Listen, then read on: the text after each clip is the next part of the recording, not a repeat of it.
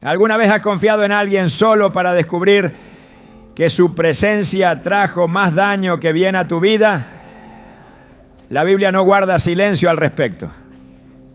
En Miqueas 7:5 se nos dice: no creas en amigo ni confíes en príncipe. De la que duerme a tu lado, cuídate, no abras tu boca.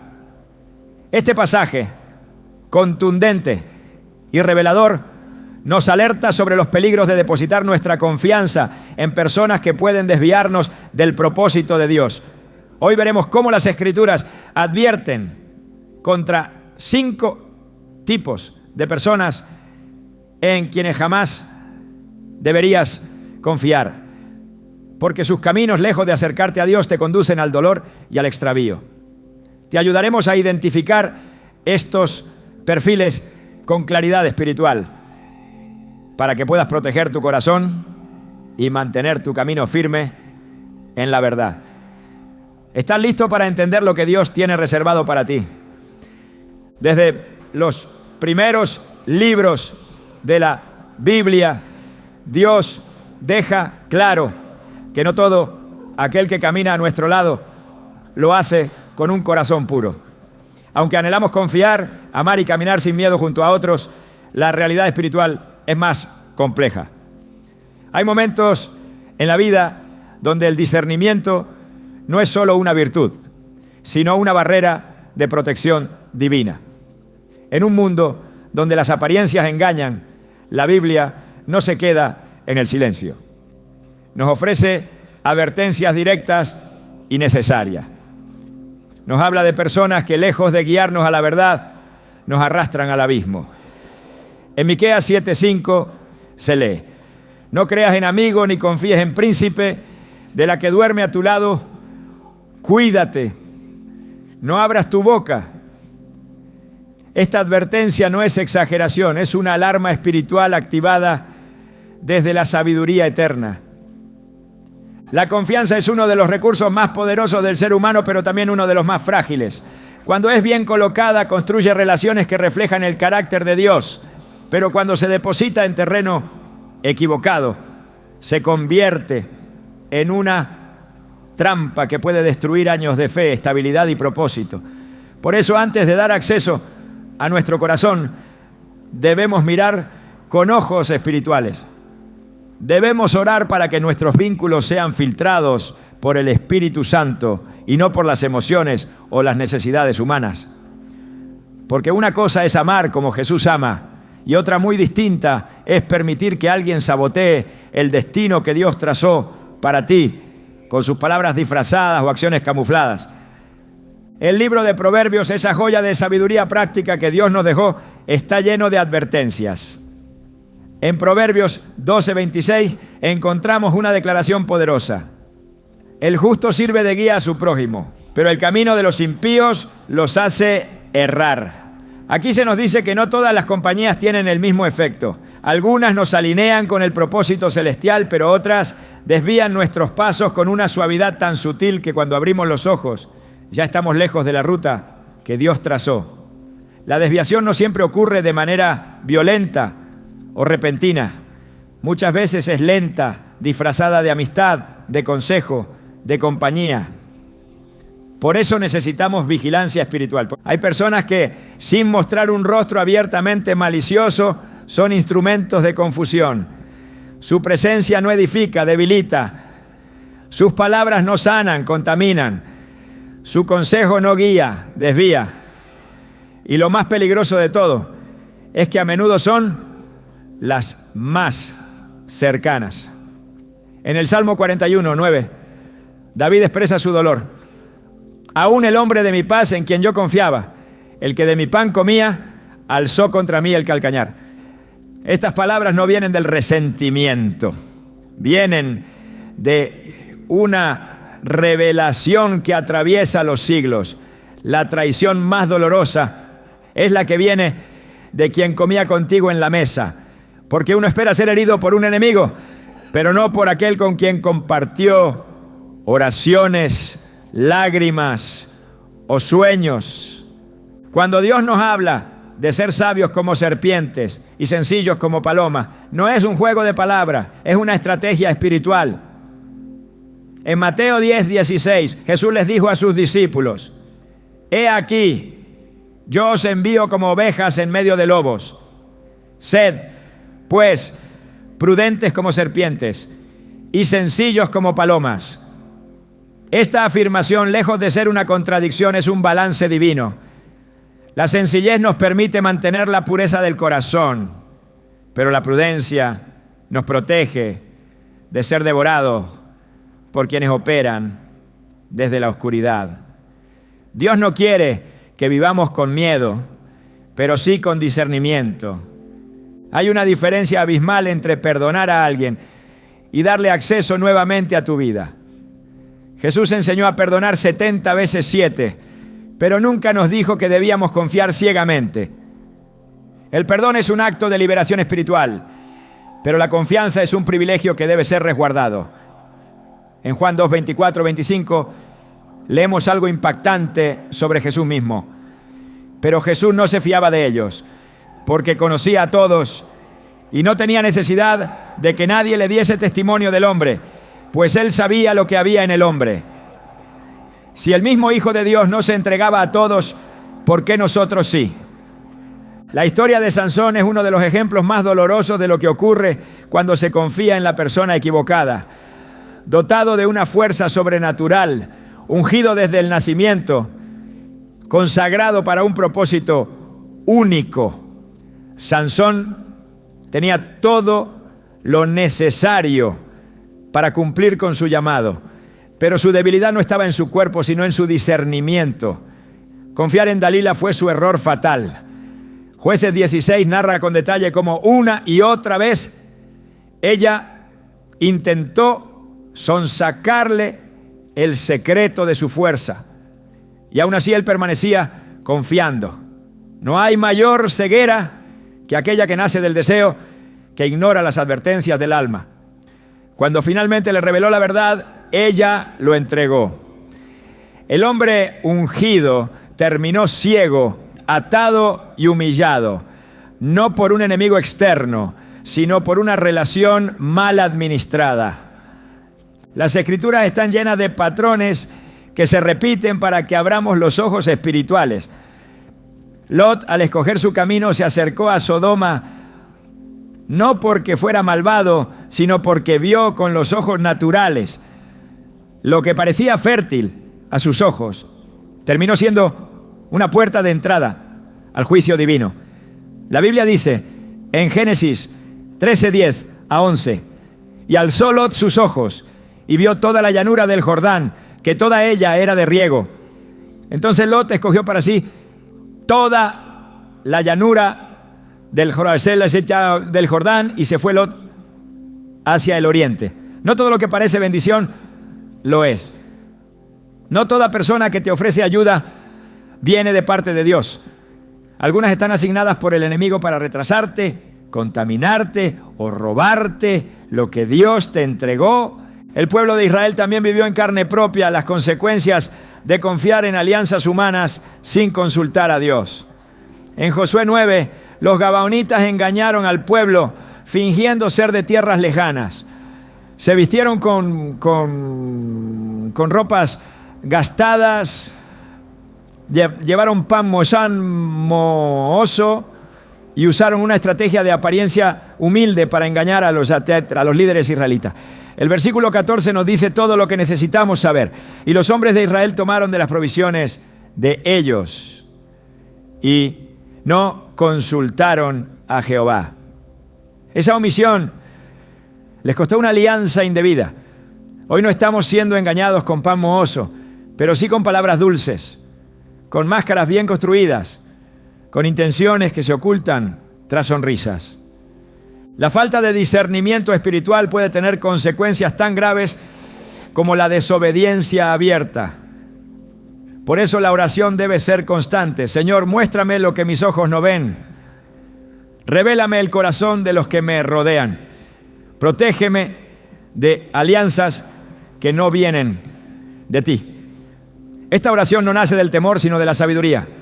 La sabiduría que proviene de lo alto, que no se deja seducir por el carisma, sino que busca el carácter. La sabiduría que no se impresiona con las palabras, sino que examina los frutos. Jesús mismo, en su caminar terrenal, no confió su corazón a todos. A pesar de ser el Salvador del mundo, escogió con cuidado a quienes se les revelaba el corazón del reino. No todos entendían sus palabras y no todos eran llamados amigos. En Juan 15:15 dijo a los discípulos: ya no os llamaré siervos, pero os he llamado amigos, porque todas las cosas que oí de mi Padre os las he dado a conocer. El título de amigo no se da por cercanía física, se gana por comunión espiritual. No todos los que están cerca son confiables. Solo quienes demuestran fidelidad en el secreto, lealtad en la prueba y obediencia en la palabra, merecen ese espacio en nuestro corazón. Y aún así, no estamos llamados a juzgar por las apariencias. Estamos llamados a orar por discernimiento. Porque si bien hay personas a las que debemos mantener a distancia, también hay otras que Dios coloca para bendecirnos, guiarnos y caminar con nosotros. El reto es saber diferenciarlas.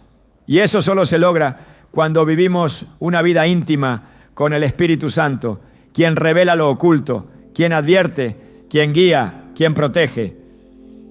Muchos han sido heridos no porque sus enemigos fueran más fuertes, sino porque sus vínculos eran más frágiles de lo que pensaban.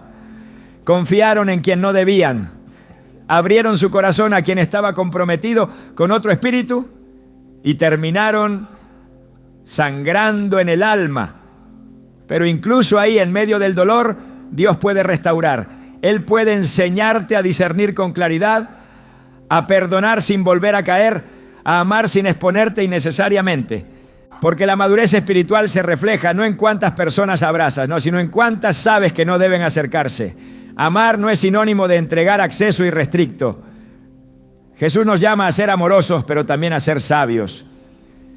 Y esa sabiduría comienza por reconocer que en este caminar no todo acompañante es enviado por Dios.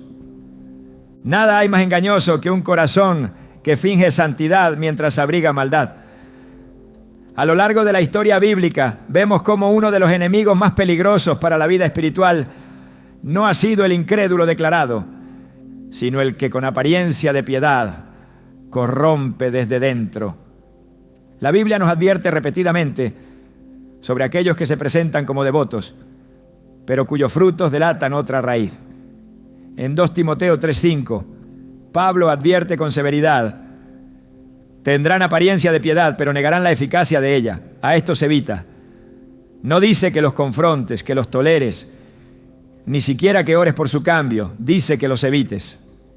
Esa instrucción tajante revela el daño que estas personas pueden causar dentro del cuerpo de Cristo.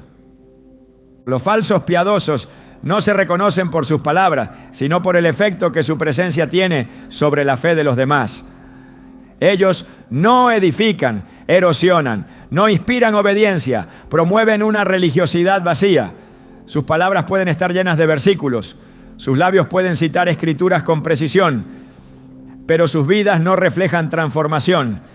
Jesús, en Mateo 23, pronunció una serie de advertencias contra los fariseos, los líderes religiosos de su tiempo.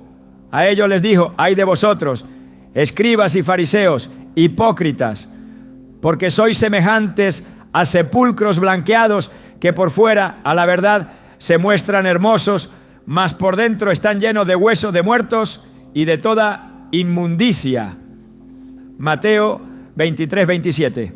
Estas palabras no fueron dirigidas a pecadores públicos, sino a líderes espirituales, a aquellos que presumían tener la verdad, pero que en realidad eran guías ciegos que conducían a otros a la perdición.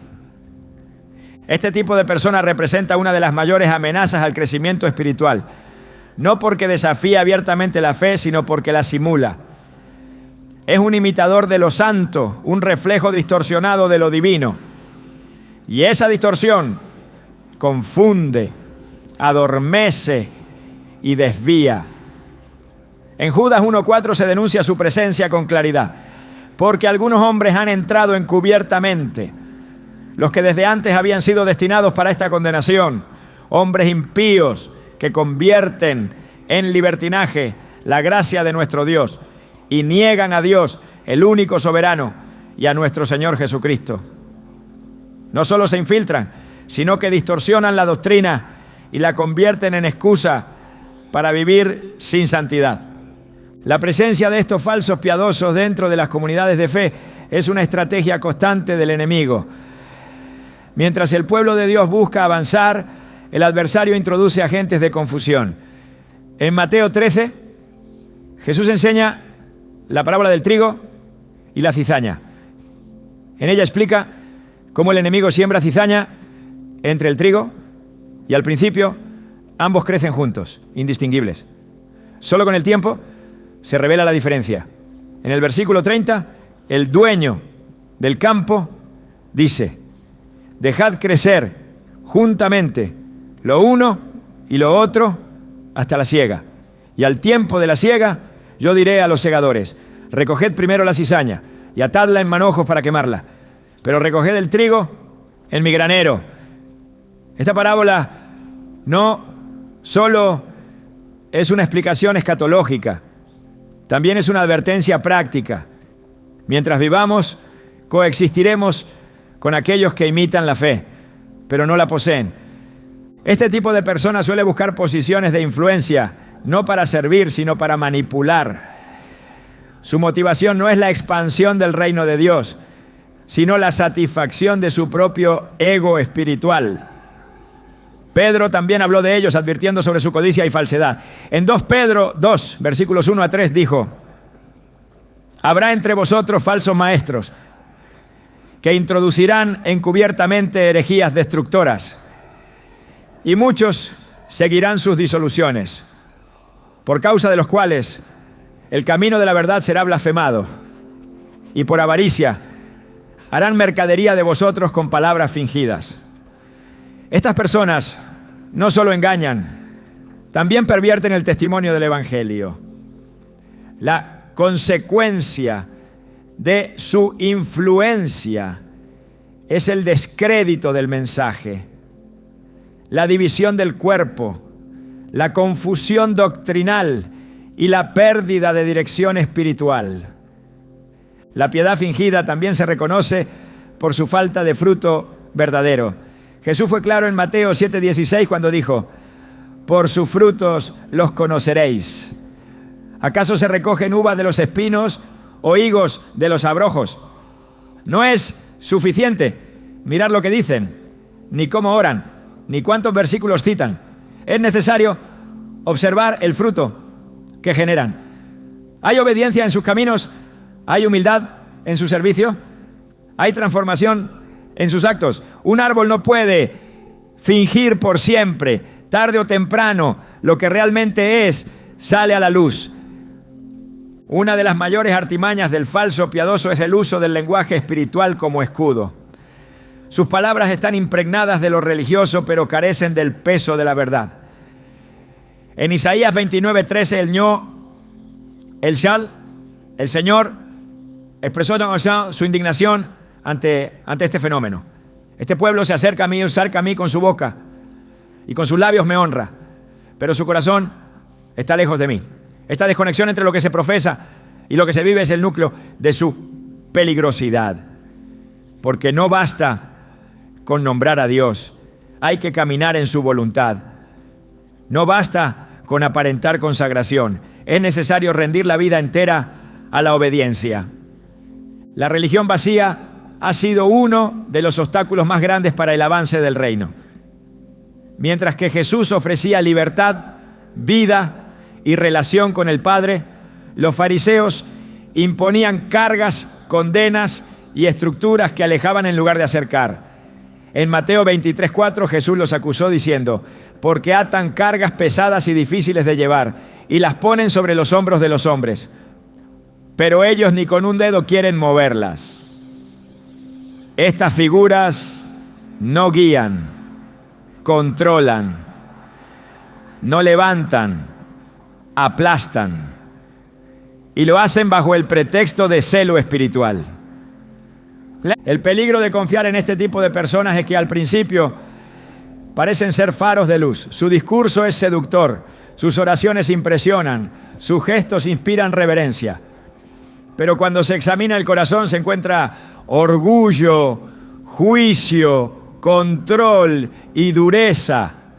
En Lucas 20, 46 a 47, Jesús dice: guardaos de los escribas que gustan de andar con ropas largas y aman las salutaciones en las plazas, que devoran las casas de las viudas y por pretexto hacen largas oraciones. Estos recibirán mayor condenación. La severidad de este juicio no es casual. Dios detesta la simulación de santidad porque no solo engaña al que observa, sino que usurpa su lugar como fuente de verdad. Lo que distingue a un verdadero siervo de Dios de uno falso no es su elocuencia, sino su sometimiento. No es cuánto sabe, sino cuánto obedece. No es cuántos lo siguen, sino a quien él sigue. Pablo, a pesar de su sabiduría, siempre se presentó como siervo. Nunca usó su autoridad para engrandecerse, sino para edificar. En 1 Corintios 2, 1 a 2 dijo: así que, hermanos, cuando fui a vosotros para anunciaros el testimonio de Dios, no fui con excelencia de palabras o de sabiduría, pues me propuse no saber entre vosotros cosa alguna, sino a Jesucristo y a este crucificado. Esta actitud de dependencia total del Señor es lo que diferencia al verdadero del impostor. Dios no nos llama a desconfiar de todos, pero sí a discernir sin ingenuidad. Porque el enemigo no se presenta con cuernos, sino con Biblia en mano. Su estrategia no es destruir desde fuera, sino infiltrarse desde dentro. Por eso el apóstol Juan en su primera carta exhorta: amados, no creáis a todo espíritu, sino probad los espíritus si son de Dios. Porque muchos falsos profetas han salido por el mundo. 1 Juan 4:1. Este llamado a examinar no es signo de falta de fe, sino evidencia de madurez espiritual. Probar los espíritus es observar no solo el mensaje, sino el fruto, el carácter, la dirección. A lo largo del tiempo, muchas congregaciones han sido heridas por confiar en quienes sabían hablar de Dios, pero no caminaban con Él. El daño no siempre se ve en lo inmediato, a veces tarda años en manifestarse, pero cuando lo hace deja cicatrices profundas, corazones heridos, ministerios divididos, jóvenes confundidos, familias distanciadas. Y todo porque se confió en la voz que parecía verdadera, pero que provenía de otro espíritu.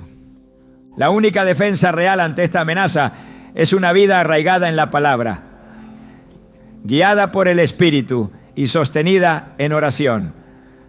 Porque cuando el corazón está lleno de la verdad, el engaño se vuelve evidente. Cuando la intimidad con Dios es constante, el disfraz del falso piadoso no resiste la luz de su presencia. En Hebreos 4:12 leemos: porque la palabra de Dios es viva y eficaz, y más cortante que toda espada de dos filos, y discierne los pensamientos y las intenciones del corazón. Esa palabra no solo enseña, también revela. Y cuando revela, protege. El llamado es claro: no te dejes impresionar por el sonido de las palabras ni por la forma externa. Pide ojos para ver lo invisible, sensibilidad para detectar lo genuino, valentía para alejarte de lo falso. Porque en tiempos donde muchos dicen conocer a Dios, pero niegan con sus obras su autoridad, es más necesario que nunca andar con discernimiento. La confianza mal colocada no solo retrasa, también puede destruir. Pero el que camina con Dios, aunque atraviese entre falsos hermanos, será sostenido por la verdad. Uno de los perfiles más peligrosos que aparecen en las Escrituras no es el enemigo externo que ataca abiertamente, sino aquel que desde dentro menosprecia lo sagrado. El burlador espiritual no necesita blasfemar, con palabras para hacer daño. Le basta con reírse de la fe, con trivializar lo santo, con sembrar duda en corazones que aún están echando raíces. Su presencia no siempre es evidente, pero su impacto es devastador. El libro de Proverbios lo identifica con claridad. El escarnecedor no ama al que le reprende, ni se junta con los sabios. Proverbios 15:12. Este versículo no describe solo una actitud de rechazo hacia la corrección, sino un corazón inclinado a despreciar todo lo que proviene de Dios. El burlador espiritual opera con una sutileza que desarma. No necesita levantar la voz ni atacar frontalmente las enseñanzas. Muchas veces se manifiesta en bromas, en comentarios sarcásticos, en actitudes de indiferencia ante la reverencia. Su lenguaje busca reducir lo divino a lo común, lo eterno a lo banal, lo espiritual a lo cultural. En 2 Pedro 3:3-4 se advierte sobre su presencia en los últimos días. Vendrán burladores andando según sus propias concupiscencias y diciendo: ¿dónde está la promesa de su advenimiento? Su burla no es inocente.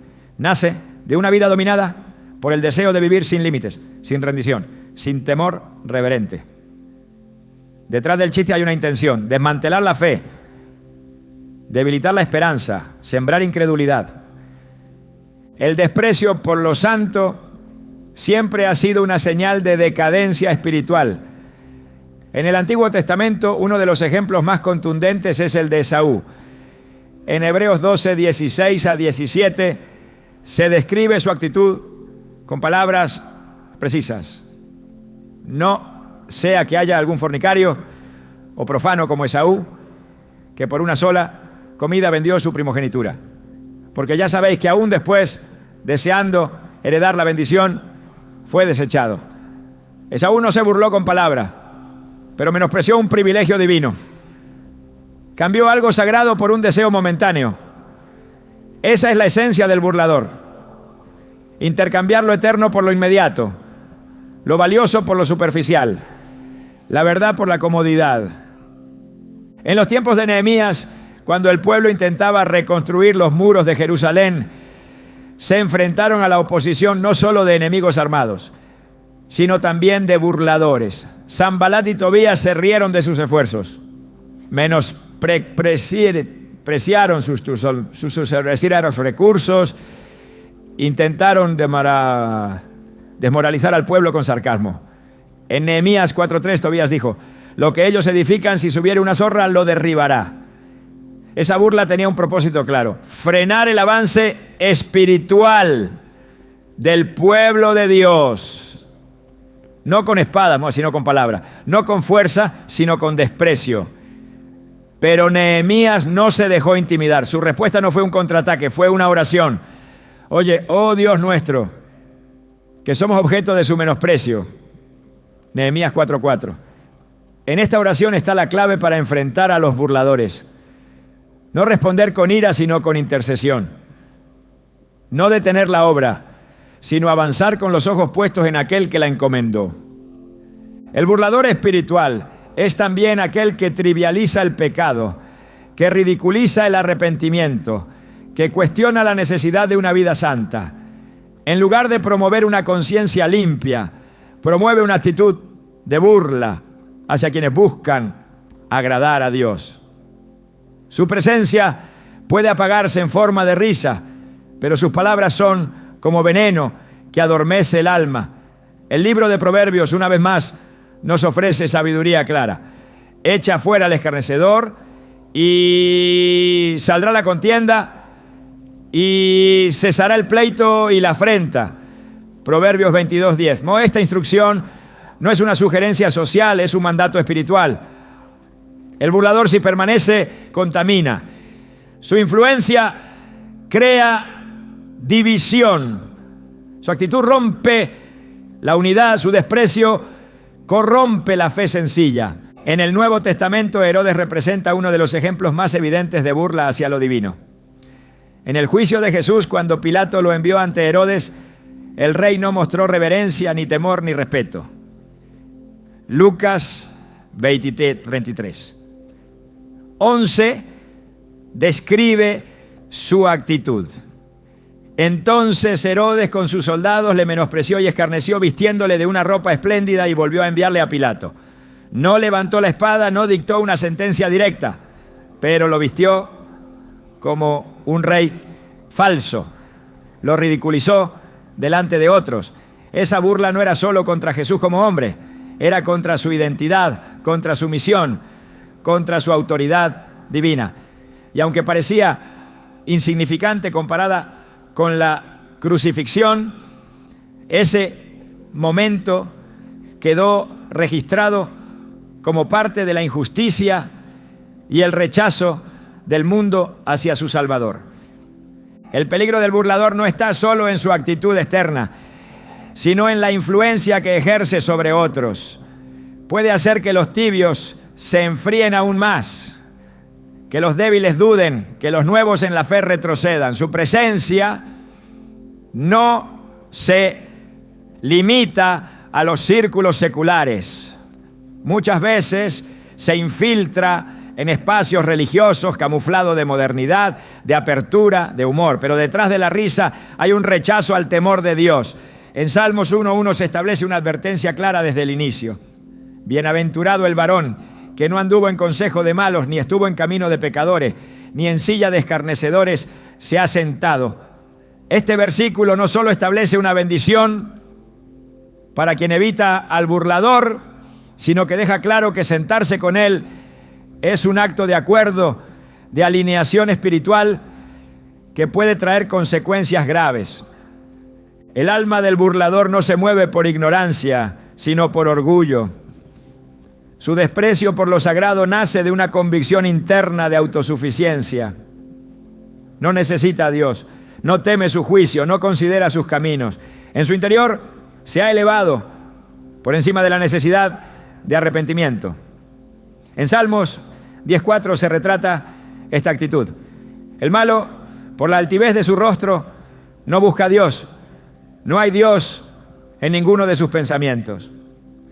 Este es el corazón del burlador. Una altivez que reemplaza el temor por burla, la devoción por desprecio, la obediencia por rebeldía envuelta en ironía. Pero la Escritura también deja claro que el juicio sobre el burlador es seguro. No siempre viene de inmediato, no siempre se manifiesta con ruido, pero llega. En Proverbios 19:29 se declara: preparados están juicios para los escarnecedores y azotes para las espaldas de los necios. Dios no pasa por alto la burla hacia los santos. Cada palabra irreverente, cada gesto de desprecio, cada actitud que hiere la santidad de su nombre será confrontada en su tiempo. Y mientras tanto, su pueblo está llamado a guardarse, a proteger su corazón, a no ceder al juego del desprecio. En la cruz Jesús fue blanco de burlas, no solo de soldados, sino también de los que pasaban por allí. En Mateo 27:39-40 se describe: y los que pasaban le injuriaban, meneando la cabeza y diciendo: tú que derribas el templo y en 3 días lo reedificas, sálvate a ti mismo. En medio del acto más puro de amor hubo burla. En el sacrificio más santo hubo desprecio. Esta escena nos revela una verdad profunda. El burlador puede estar presente aún en los momentos más sagrados. No tiene límite, no tiene freno, no tiene temor. Por eso no se puede confiar en él, porque quien se burla de Dios no respetará a su pueblo. Quien menosprecia lo divino no valorará lo espiritual en ti. Guardar el corazón del burlador no es un acto de orgullo, es un acto de obediencia. No se trata de juzgar, sino de proteger. No se trata de odiar, sino de discernir. La Biblia no nos llama a pelear con ellos, sino a separarnos, a no sentarnos, a no caminar en su consejo. Porque el que se burla de lo sagrado hoy mañana se reirá de tu fe. Y esa risa, si se permite permanecer, puede apagar la llama que Dios encendió en tu interior. El Espíritu Santo habita donde hay reverencia.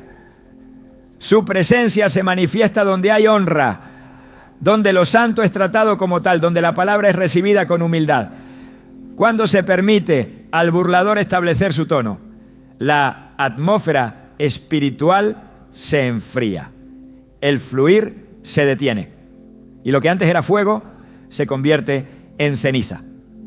Por eso, la advertencia de las Escrituras no es opcional. Es un límite claro. No te unas al escarnecedor. No confíes en él. No permitas que su voz se mezcle con las voces que forman tu fe. Porque lo que comienza como burla puede terminar como ruina. En el corazón de muchos conflictos espirituales relatados en las Escrituras hay una fuerza silenciosa que opera con poder destructivo. La ambición desmedida. Esta ambición no es el deseo legítimo de crecer o avanzar, sino una distorsión del propósito, una sed que reemplaza la obediencia por la exaltación personal. La palabra de Dios no advierte contra los sueños ni contra el trabajo diligente. Advierte contra aquellos que están dispuestos a comprometer lo eterno por alcanzar lo inmediato, contra quienes colocan sus propios planes por encima del diseño divino, manipulando, traicionando, destruyendo si es necesario, con tal de llegar a donde creen que merecen estar. En el corazón del ambicioso sin límites no hay espacio para el temor de Dios. Solo hay un trono vacío que ellos mismos ansían ocupar. Y si hay algo que las Escrituras dejan claro, es que nunca se debe confiar en quien antepone su ascenso a la voluntad divina. Este tipo de persona puede estar en cualquier lugar, en un lugar de liderazgo o en una posición de servicio, en el entorno espiritual o en el social, porque la ambición no se viste con uniforme, se disfraza con intenciones nobles mientras cultiva propósitos ocultos. En la historia de Absalón encontramos uno de los retratos más claros de este perfil. Hijo del rey David, con carisma, belleza y astucia, Absalón no buscaba simplemente justicia ni restauración familiar. Su corazón estaba consumido por el deseo de poder. Su estrategia fue sutil, paciente, calculada. En 2 Samuel 15, 2-6, se relata cómo se ubicaba en la entrada de la ciudad, interceptando a quienes venían a ver al rey, escuchando sus quejas y prometiéndoles comprensión. Les hacía creer que él sería un mejor juez, un líder más cercano, un gobernante más justo. La Escritura dice que robaba el corazón de los hombres de Israel. No lo hacía con violencia, lo hacía con simpatía. Y ese tipo de manipulación es lo que hace tan peligrosa la ambición sin límites. El ambicioso no siempre muestra impaciencia. A veces su arma es la estrategia, el esperar el momento exacto para desplazar, dividir o tomar lo que no le corresponde. No se conforma con ser útil, necesita ser central. No le basta con servir, desea mandar. Y lo más alarmante es que muchas veces lo logra con el aplauso de los incautos, con el respaldo de quienes no perciben la serpiente en el discurso. Esa forma de operar es condenada con firmeza en la palabra. Santiago 3:16 lo expresa así: porque donde hay celos y contención, allí hay perturbación y toda obra perversa. Cuando el corazón se contamina con la ambición desmedida, los frutos siempre son confusión, rivalidad, traición, caos. La ambición que no está bajo el gobierno del Espíritu nunca permanece estéril. Siempre busca manifestarse. Empieza con pensamientos, luego con comparaciones, después con murmullos y finalmente con acciones. Y esas acciones no solo afectan al ambicioso, sino a todo lo que le rodea. La historia de Coré, Datán y Abiram en Números 16 es otra evidencia. No cuestionaron la verdad de Moisés, ni lo acusaron de pecado evidente. Simplemente declararon que todo el pueblo era santo y que Moisés no debía levantarse por encima de ellos. Su discurso parecía justo, pero la intención era subversiva. Querían liderazgo, influencia, control. La tierra abrió su boca y los tragó. Esa no fue una reacción exagerada, fue un juicio contra una rebelión vestida de espiritualidad. Confiar en alguien cuya ambición ha tomado el control de su juicio es abrir la puerta al conflicto. Porque la ambición desmedida nunca se sacia, nunca se detiene, nunca se conforma. Una vez que alguien decide que el fin justifica los medios, ya no hay límite que lo detenga. Y no importa cuánto parezca consagrado, cuánto hable de unidad o cuánto se revista de espiritualidad. Si su corazón anhela la cima más que la presencia de Dios, ese camino conduce al desastre. Jesús mismo enfrentó este tipo de espíritu dentro de su círculo más íntimo. Judas Iscariote no era un desconocido, era uno de los 12. Escuchó los mismos sermones, presenció los mismos milagros, participó en las mismas misiones. Pero en su interior algo se había desviado. Juan 12.6 menciona que cuando Judas criticó el perfume derramado sobre Jesús, no lo hizo por cuidar a los pobres, sino porque era ladrón y teniendo la bolsa sustraía de lo que se echaba en ella.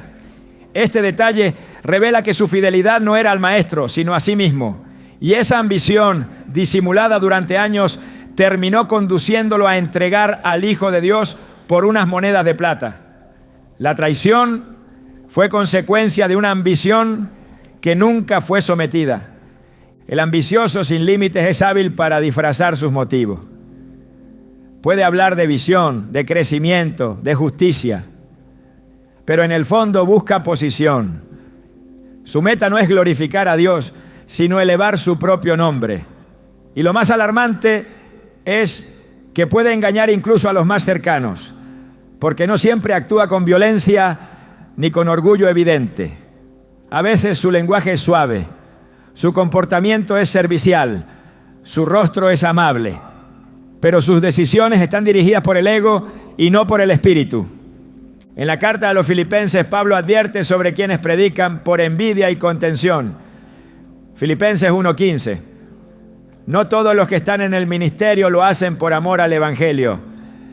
Algunos lo hacen por ambición, por competencia, por vanagloria, y aunque Dios puede usar incluso sus palabras para salvar a otros, su motivación sigue siendo condenable. Porque Dios no evalúa solo lo que se dice o se hace, sino la intención que lo impulsa. La confianza es demasiado sagrada como para ser depositada en alguien que no ha rendido su ambición al gobierno de Cristo. Porque lo que hoy parece entusiasmo espiritual, mañana puede volverse rivalidad. Lo que hoy suena como visión, mañana puede convertirse en manipulación. Y cuando esa persona siente que su avance está siendo obstaculizado, no dudará en sacrificar relaciones, principios, promesas o incluso la verdad, con tal de lograr su objetivo. El reino de Dios no se construye sobre la base del ego humano, sino sobre la humildad del siervo. Jesús lo dejó claro en Marcos 10:43-45. El que quiera hacerse grande entre vosotros será vuestro servidor, porque el Hijo del Hombre no vino para ser servido, sino para servir. Esta es la antítesis del ambicioso sin límites. Mientras uno busca subir, el otro desciende. Mientras uno busca ser visto, el otro busca obedecer. Mientras uno pelea por un lugar, el otro se arrodilla en obediencia. Esta diferencia de espíritu es lo que determina en quién se puede confiar. El ambicioso puede hablar de Dios, pero no caminar con Él. Puede conocer los textos, pero ignorar la voz. Puede moverse en ambientes sagrados, pero estar guiado por motivaciones carnales. Y cuando eso ocurre, su influencia se convierte en un riesgo. Porque sus acciones nunca estarán dirigidas por la verdad, sino por la conveniencia. Nunca por el bien del cuerpo, sino por el bien personal. Y eso en la economía del reino siempre termina en ruina. La sabiduría consiste en discernir a tiempo, en observar no solo lo que alguien hace, sino por qué lo hace, en analizar no solo sus palabras, sino sus frutos, en escuchar no solo lo que proclama, sino lo que provoca. Porque cuando alguien lleno de ambición entra en un ambiente espiritual, deja huellas. Puede provocar celos, comparaciones, divisiones, inseguridad, críticas. Y todo ello bajo un disfraz de llamado, de pasión, de visión. Pero la Biblia enseña otro camino. Enseña que el verdadero liderazgo nace del quebranto, que la autoridad legítima nace del servicio, que el avance verdadero solo ocurre cuando se rinde primero el corazón. No se trata de apagar sueños ni de frenar a quienes quieren avanzar en su llamado. Se trata de filtrar ese llamado por la cruz, de pasar ese sueño por el fuego del quebrantamiento, de entregar esa visión al control del Espíritu. Solo entonces se podrá confiar. La Escritura es clara: no pongas tus expectativas en el hombre, no entregues tu confianza a quien no ha sido probado, no camines junto a quien no ha crucificado su ego, porque si su ambición no está bajo el control del Espíritu, sus decisiones tarde o temprano afectarán tu caminar. El traidor no siempre levanta la voz, no siempre golpea la mesa, no siempre se aleja con estruendo. A veces camina a tu lado, comparte tu pan, escucha tus secretos, ora contigo. Pero en su interior su lealtad ya ha cambiado de dirección. Su alianza, aunque nunca declarada, ya no está contigo. Y mientras tú confías, Él planea. Mientras tú descansas, Él calcula. Mientras tú avanzas, Él prepara el momento. La traición que más hiere no es la que viene de lejos, es la que llega desde adentro, con rostro conocido, con sonrisa familiar. Por eso, la Escritura no guarda silencio ante esta figura. El traidor silencioso representa una de las figuras más dolorosas, pero también más presentes en la historia del pueblo de Dios. Jesús mismo lo vivió, no lo supo por rumores, lo vio en la mesa. No fue una revelación abstracta, fue una señal tangible. El que mete la mano conmigo en el plato, ese me va a entregar, dijo en Mateo 26, 23. No señaló a un extraño, no mencionó a un enemigo externo, sino a uno de los 12, alguien que había visto milagros, que había escuchado las enseñanzas del reino, que había compartido el pan multiplicado, la tormenta calmada, la voz del maestro. Y aún así su corazón ya no pertenecía a ese círculo. Su silencio era su camuflaje, su presencia era su estrategia. No gritó su deslealtad, la ejecutó en la sombra. El traidor no se anuncia, actúa cuando los ojos están cerrados, cuando la confianza lo ha cubierto, cuando el amor lo ha protegido. Por eso su herida es más profunda, porque para traicionar primero tuvo que ser recibido. Y esa recepción es lo que convierte su acto en un puñal que atraviesa no solo la espalda, sino el alma. David lo expresó con palabras que resuenan aún hoy. Porque no me afrentó un enemigo, lo cual habría soportado, ni se alzó contra mí el que me aborrecía, sino tú, hombre, al parecer íntimo mío, mi guía y mi familiar. Salmos 55, 12 a 13. Este lamento no es de un rey herido, sino de un corazón quebrado. La traición duele más cuando viene de quien conocía tus oraciones. La deslealtad encubierta no siempre busca destruir. A veces solo quiere desplazar, otras busca ganar terreno, influencia, favor, poder. Pero siempre lo hace al costo de romper una alianza que debía ser sagrada. Porque cuando alguien camina contigo, comparte tu carga, conoce tus batallas y aún así decide moverse contra ti, su traición no es solo personal, es espiritual. Es un quiebre de pacto. Y en la economía del reino, los pactos no se rompen sin consecuencia. Absalón se levantó contra su padre no con un ejército primero, sino con una estrategia de traición. Ganó el corazón del pueblo no con fuerza, sino con simpatía. Su movimiento no fue solo político, fue profundamente personal. La traición de un hijo al padre, del discípulo al maestro, del aliado al amigo. Esa es la esencia del traidor silencioso. Se mueve sin declarar guerra, pero causa estragos como si lo hubiera hecho. El corazón que confía no espera ese golpe. El alma que abraza no anticipa esa fractura. Y por eso, cuando llega, desestabiliza todo lo que parecía firme. La palabra enseña a amar, a perdonar, a restaurar, pero también enseña a discernir, a proteger, a no ignorar señales. En Proverbios 26, 24 a 26 se advierte: el que odia disimula con sus labios, mas en su interior maquina engaño. Cuando hablare amigablemente, no le crea, porque 7 abominaciones hay en su corazón. Su maldad será descubierta en la congregación. El traidor no siempre muestra su rostro de inmediato, pero su naturaleza termina saliendo a la luz. Tarde o temprano lo que fue concebido en la oscuridad se manifiesta, y lo que fue escondido bajo el disfraz de la lealtad se revela ante todos. La confianza es una siembra sagrada. Cuando se entrega, debe ser cuidada. No se da a cualquiera. No se lanza como si no tuviera valor. Porque cuando se deposita en manos erradas, el resultado puede ser devastador. No porque la traición tenga más poder que la gracia, sino porque causa una herida que afecta la estructura misma de la comunión. En el reino, la unidad no es una estrategia, es un mandato.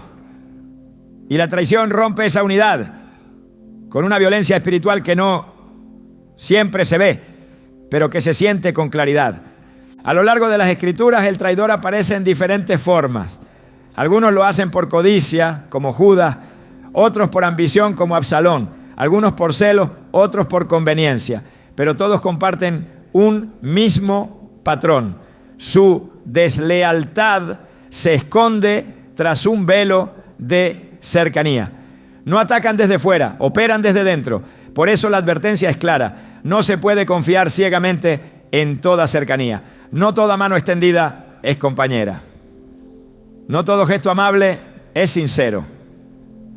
Porque el enemigo sabe que el daño más profundo se causa desde dentro del campamento. Jesús no evitó la traición, pero la enfrentó con la sabiduría del cielo. No se desvió de su misión por la traición de Judas. No permitió que el acto de uno lo apartara del propósito eterno. Y esa es también la enseñanza para quienes han sido traicionados. No dejar que la deslealtad de un cercano detenga lo que Dios ya ha trazado. No permitir que el veneno del dolor se convierta en raíz de amargura. Porque aunque el traidor pueda causar herida, no tiene el poder de cambiar el destino que el cielo escribió. Lo que comienza con traición puede terminar con redención si el corazón permanece alineado con el Padre. Pero aunque el perdón sea un mandato, la confianza no se restablece por emoción, se construye con evidencia, se repara con tiempo, se prueba con frutos. La Biblia no exige confianza ciega, exige perdón sincero, y en ese balance está la sabiduría. Perdonar no es ignorar, restaurar no es olvidar, es discernir con madurez. Es reconocer que quien ha traicionado una vez solo puede volver a ser confiable si ha rendido su corazón a un nuevo gobierno. Porque mientras su lealtad siga siendo negociable, su cercanía seguirá siendo peligrosa. La historia de la traición no termina en el acto, sus consecuencias pueden prolongarse, pero Dios en su soberanía siempre está por encima. Lo que otros pretendieron para mal, Él lo transforma en bien. José fue traicionado por sus hermanos, no una vez, no, sino en repetidas formas. Pero su fidelidad a Dios lo llevó a declarar con firmeza: vosotros pensasteis mal contra mí, mas Dios lo encaminó a bien. Génesis 50:20. Esta verdad eterna da esperanza a quienes han sido heridos. La traición no tiene la última palabra. El propósito de Dios sigue vigente. La traición no cancela el llamado, solo lo purifica. Y en ese proceso el creyente aprende a mirar con nuevos ojos, a caminar con sabiduría, a no endurecer el corazón, pero sí a guardar la confianza. Porque en este camino la presencia de traidores silenciosos no debe sorprender. Debe prepararnos. No para desconfiar de todos, sino para depender más de aquel que no falla. Solo Él conoce los corazones. Solo Él revela lo oculto. Solo Él sostiene al que ha sido herido. Y en esa dependencia hay restauración. El traidor no deja su huella para siempre. Pero el alma que ha aprendido a discernir, sí. Porque después del dolor nace una madurez que no se obtiene de otra forma. Una visión más clara, una fe más firme, una comunión más profunda con el Espíritu. Y entonces, incluso la traición se convierte en una herramienta de crecimiento. No porque haya sido buena, sino porque fue vencida por el poder del amor, de la verdad y de la fidelidad divina. Hay personas cuya presencia en nuestra vida parece inofensiva, incluso necesaria, pero cuyo caminar constante en desobediencia revela una raíz de rebeldía que la palabra no ignora. No se trata de quienes fallan y se arrepienten, sino de quienes persisten en lo que saben que está mal, arrastrando consigo a quienes los rodean. Su desobediencia no es ocasional, es un patrón. Y ese patrón, lejos de ser neutral, contamina. Porque quien vive ignorando la voz de Dios, terminará oponiéndose a ella. Y quien desafía continuamente la voluntad divina, no puede caminar en la misma dirección que aquellos que la obedecen. En el libro de Proverbios la advertencia es directa. El que encubre sus pecados no prosperará, mas el que los confiesa y se aparta alcanzará misericordia. Proverbios 28:13. Pero el desobediente, persistente, no encubre por ignorancia, sino por hábito. No se aparta, se acomoda, no cambia, se justifica. Su rebeldía no es accidental, es sostenida. Y esa decisión constante de ir en contra de la voluntad de Dios convierte su compañía en un peligro espiritual.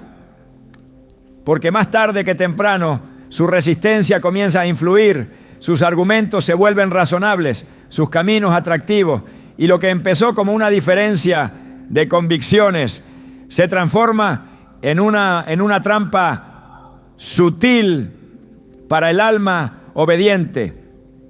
El ejemplo de Saúl, primer rey de Israel, es uno de los más contundentes. Llamado, ungido y posicionado por Dios, tuvo todas las oportunidades para mantenerse bajo obediencia, pero eligió el camino de la independencia. En el primer libro de Samuel 15, Dios le dio una instrucción clara a través del profeta Samuel. Debía destruir por completo a Amalek. Sin embargo, Saúl decidió obedecer parcialmente. Guardó lo mejor del botín y justificó su acción alegando sacrificio.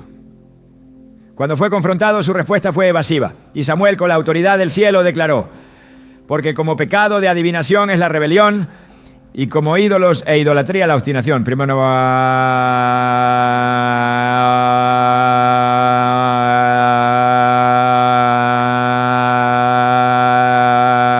23. Esta declaración revela que la desobediencia persistente no es un simple error, es idolatría. Es colocar la voluntad propia por encima de la voluntad de Dios. Y quien vive así no puede ser un compañero espiritual seguro. El desobediente persistente puede tener apariencia de santidad, lenguaje espiritual y hasta momentos de arrepentimiento superficial. Pero su patrón no cambia. La raíz de su vida sigue siendo la autonomía. Quiere las bendiciones de Dios, pero no su señorío. Anhela sus promesas, pero rechaza sus condiciones. Busca su respaldo, pero desprecia su dirección. Y ese tipo de corazón no camina, arrastra, no edifica, divide, no impulsa, frena. Por eso confiar en una persona que se mantiene en desobediencia es abrir la puerta a desviaciones, a batallas innecesarias, a influencias que debilitan el fuego interior. El ejemplo de Acán en Josué 7 también lo confirma. Mientras el pueblo de Israel avanzaba en conquista, una derrota inesperada los detuvo. No fue por falta de fuerza ni por estrategia fallida. Fue por un pecado oculto. Acán había tomado del anatema, desobedeciendo la orden clara de Dios. Y aunque su pecado fue individual, sus consecuencias fueron colectivas. 36 hombres murieron en la batalla y el pueblo fue paralizado por el temor. La desobediencia de uno afectó a muchos. Y esa es una lección que no debe olvidarse. La desobediencia no es privada. Siempre tiene eco, siempre deja marca, siempre toca a alguien más. Por eso, la Escritura nos llama a ser vigilantes, a no unirnos en yugo desigual, no solo con incrédulos, sino con quienes, conociendo la verdad, la ignoran. En 2 Tesalonicenses 3:6, Pablo instruye: os ordenamos que os apartéis de todo hermano que ande desordenadamente, y no según la enseñanza que recibisteis de nosotros. Esta separación no es por juicio, sino por protección. No por orgullo, sino por obediencia. Porque el alma que desea agradar a Dios no puede alinear su caminar con quien constantemente lo deshonra. Dios no rechaza al que tropieza, pero sí confronta al que persiste. La diferencia entre Pedro y Judas no fue la caída, fue la respuesta. Pedro lloró amargamente, se quebrantó, fue restaurado. Judas, aunque reconoció su error, no se arrepintió de corazón. La diferencia entre quien cae y quien se mantiene caído es la actitud ante la corrección divina. Y cuando esa actitud se vuelve resistencia constante, es señal de un corazón endurecido. El creyente maduro aprende a discernir con quién puede caminar, no desde el juicio, sino desde la sabiduría. No todos están listos para avanzar, no todos quieren cambiar. Y cuando se insiste en caminar con quien no quiere alinearse con Dios, se termina adaptando el paso a la desobediencia. Lo que se tolera se normaliza, lo que se ignora se imita. Y así poco a poco el celo se enfría, la oración disminuye, la palabra pierde peso. No por falta de fe, sino por exceso de exposición a la desobediencia ajena. La fidelidad no se negocia, la obediencia no se relativiza. El llamado a la santidad no se diluye por compasión mal dirigida, porque Dios no busca corazones compasivos que ignoran su voz, sino corazones firmes que aman con verdad. Y la verdad a veces exige distancia, a veces requiere decir no, a veces pide cerrar puertas que antes estuvieron abiertas, no porque no se ame, sino porque se ha decidido obedecer. Hay algo más valioso que la fuerza, más decisivo que la inteligencia, más protector que la experiencia, el discernimiento. Y no nace del análisis humano, ni se aprende con el tiempo. Es un don que el Espíritu Santo entrega a los que deciden vivir con los ojos del alma abiertos. Porque mientras algunos tropiezan una y otra vez por falta de información, otros caen porque nunca aprendieron a mirar espiritualmente. Confiar no es un acto de inocencia, es un ejercicio de sabiduría. No todo el que se acerca viene con manos limpias. No todo el que habla bien lleva un corazón recto.